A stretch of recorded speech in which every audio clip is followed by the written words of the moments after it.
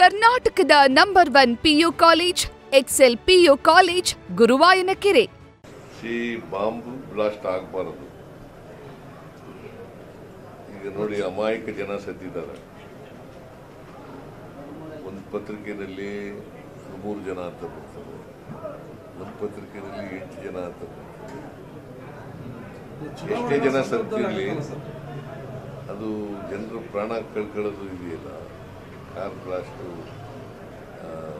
ಕೆಂಪುಕೋಟೆ ಹತ್ರನೇ ಆಗಿದೆ. ಅದು ಆಗಬಾರದು. ಚುನಾವಣಾ ಸಂದರ್ಭದಲ್ಲಿ ಆಗಿರೋದು ಅದಕ್ಕೆ ನೋಡಬೇಕು. ನಾನು ಅದಕ್ಕೆ ಮಾಹಿತಿ ಇಲ್ಲ, ತನಿಖೆ ಮಾಡಲಿ. ತನಿಖೆ ಮಾಡಿ ಸತ್ಯಾಂಶ ಹೊರಬರುದು.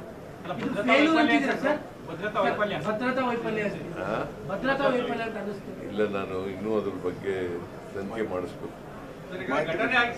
ಮಾಹಿತಿ ಎಲ್ಲ ಘಟನೆ ಆಗಿದೆ ಕೆಂಪುಕೋಟೆ ಹತ್ರ. ಮತ್ತೆ ಉಪರಾಷ್ಟ್ರಪತಿಗಳ ಮನೆಯಿಂದ 13 ಕಿಲೋಮೀಟರ್ ದೂರದಲ್ಲಿ ಆಗಿರುವಂತಹ ಘಟನೆ ಸರ್. ಹೌದಪ್ಪ, ಕೆಂಪುಕೋಟೆ ಇರೋದೇ ಅಲ್ಲಿ ಅಲ್ವಾ.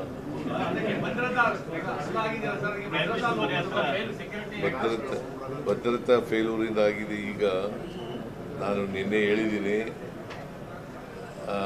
ನನ್ನ ಸಿಂಪತಿ ಸತ್ತವರ ಕುಟುಂಬಗಳ ಜೊತೆಯಲ್ಲಿ ಇದೆ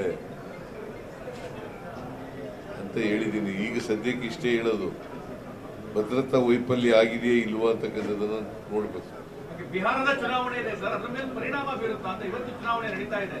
ಇವತ್ತು ಚುನಾವಣೆ ನಡೀತಾ ಇದೆಯಲ್ಲ, ಅದೇ ಅದ್ರ ಮೇಲೆ ಪರಿಣಾಮ ಬೀರುತ್ತಾ ಇಂಥ ಘಟನೆಗಳು ಅಂತ. ಹಿಂದಿನ ಇದರಲ್ಲಿ ಈ ತರ ಪರಿಣಾಮ ಬೀರಿತ್ತು ಅಂತ ಘಟನೆಗಳು ಬೀರೋ ಸಾಧ್ಯತೆ ಇದೆ. ಪಾಸಿಟಿವ್ ನೆಗೆಟಿವ್ಲಿ ಅದು ಬಿಜೆಪಿ ಫೇವರ್ ಬೀರುವ ಸಾಧ್ಯತೆ, ಕಾಂಗ್ರೆಸ್ ಫೇವರ್ ಬೀರುವ ಬಿಜೆಪಿ ವಿರುದ್ಧವಾಗಿ.